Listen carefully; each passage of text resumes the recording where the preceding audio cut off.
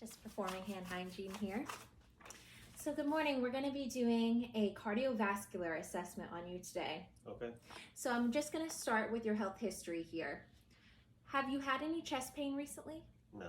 Okay. Any shortness of breath? No. Have you been coughing at all? No. Okay. I saw that you were saying you did have some difficulty breathing when laying flat. Does anything make it better? Yes. Laying on my side, I can breathe easier. Okay. And then have you had any recent cyanosis, which is like a bluish color you've noticed to your skin? No. Paleness? No. Okay. Any recent fatigue? No. Okay. How about any swelling or having to pee a lot at nighttime? No. Okay. And then looking at your family history here, I do see that you have a family history of hypertension, Yes. diabetes type 2, Yes. and obesity. Yes. Okay. And then based on your 24-hour diet recall that we did for your health history, I do see that you consume fast food kind of regularly, a lot of caffeine, and an increased salt intake, which are all risks for our cardiovascular system. Okay. So we'll be doing some teaching regarding that. And then, of course, nicotine. Your nicotine ingestion is definitely a higher exposure and higher risk for our cardiovascular system. Okay. All right. So to begin your actual assessment, we're going to start by just palpating your carotid artery. And I want to make sure when I palpate the carotid artery, I only do one at a time so that I don't close off oxygen to the brain. So I'll begin. Okay. And I'm feeling for some brisk, equal upstrokes that are 2+, moderate strength bilaterally. And they are, so no abnormalities found there. Then I would use the bell of my stethoscope, which is the back. It's able to pick up a little bit of a lower pitch noise. I'll be able to hear if there's any bruit, like a whooshing noise coming from that artery. So take a listen. And we're going to listen in 3 spots. So starting at the jawline, down below, and then the center of the neck.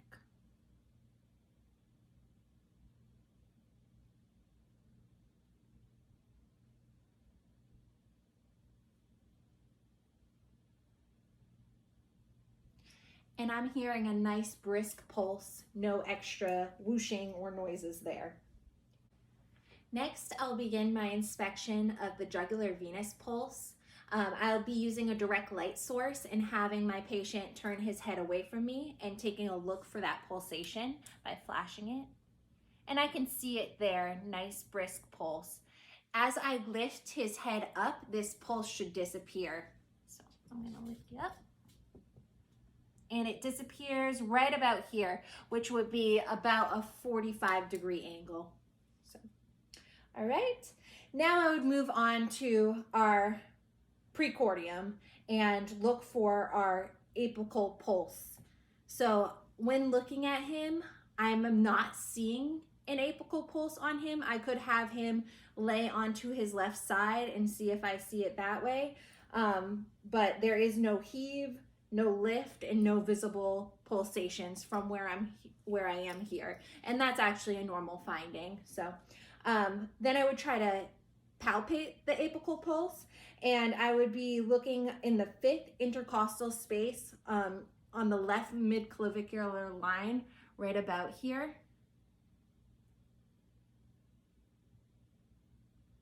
Which I'm having a hard time, oh, there it is. But I can also have him, if you could lay on your left lateral side, I can also palpate it this way. And it's even more palpable with him laying on his left side. I'm gonna move towards auscultation. So when osculating our heart sounds, I wanna auscultate in 3 different positions. The first is your supine position that you're in now with your head elevated about 15 to 30 degrees, which it is. The next position that we would listen to is just sitting upright. And the last position that we would listen to is laying on that left lateral side that we were just in. So I'm gonna begin now. I'm looking for our 4 different valves and the placements and listening for that S1, S2 sound. And then I'm also going to be flipping back and forth from my bell and my diaphragm to listen to those low pitch and high pitch noises. So we will begin at our second right intercostal space where our aortic sound should be.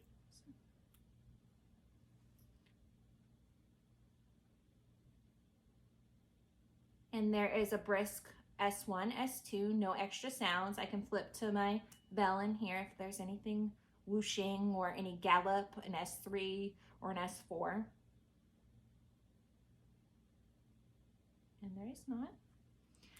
The next sounds that I'll be listening for are my pulmonic valve sounds, which are going to be the second left interspace, so on the opposite side.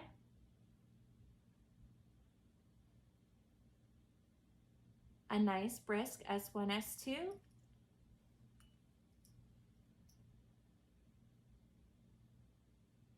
And no extra sounds there.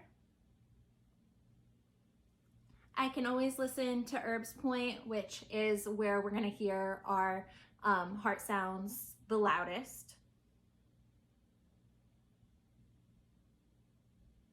And we have a good S1, S2. And then I would move on to my tricuspid area, which is going to be the left sternal border. So right across right here.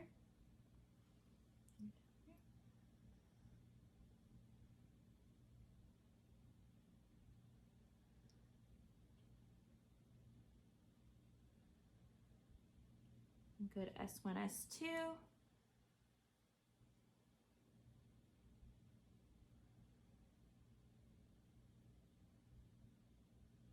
Okay.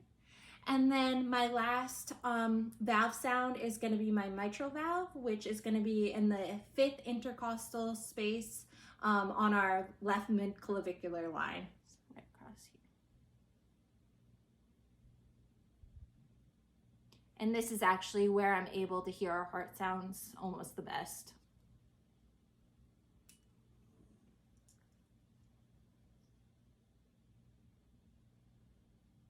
And I have a perfect S1, S2, no S3, no S4, no extra sounds, no murmurs heard there.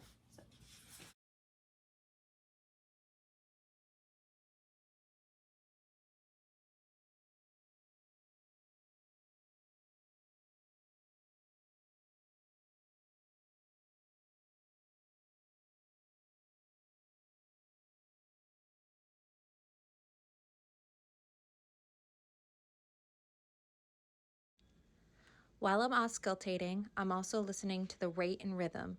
He has a rate of 72 beats per minute, and there is a regular rhythm. S1, S2 are crisp, not diminished or accentuated.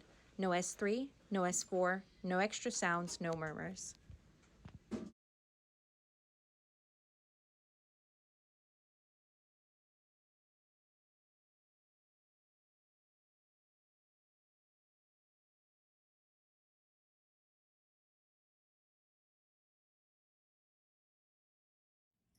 Once I finish listening to my heart sounds, I would be able to move on to a peripheral vascular assessment, taking a look at my legs, my arms, inspecting and palpating for any sort of venous insufficiency, ulcerations, and things like that. So I would just begin asking, like, have you had any leg cramps recently? No. Okay, I would look at our legs, see if there was any swellings, look at our arms, see if there was any swelling. We did some of this with our skin inspection a few weeks ago.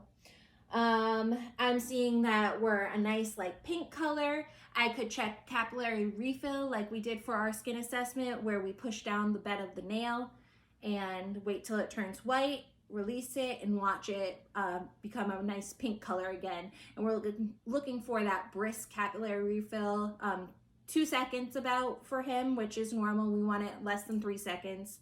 1 to 2 seconds is normal, and he has it. And we'd be checking both hands and both feet here.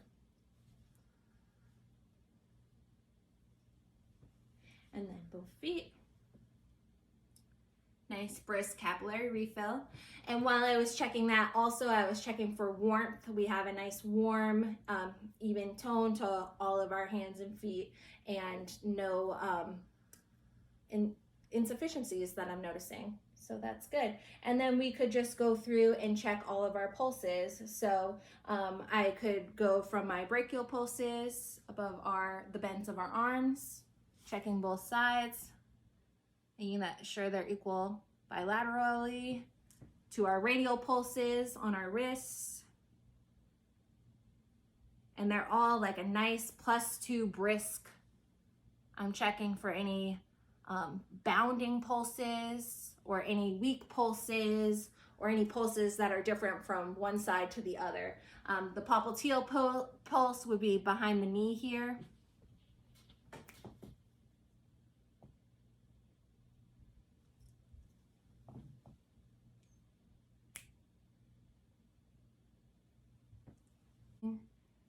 Posterior tibial pulse, which is right on the ankle bone here.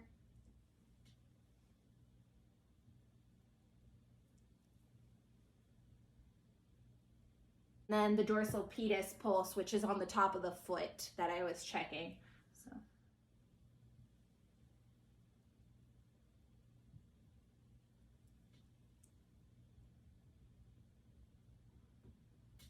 And all of our pulses are 2+ brisk and feeling well. So we don't have any concern for a peripheral vascular disease right now, but that nicotine will definitely leach its way and start constricting those vessels eventually. So we're at risk for that.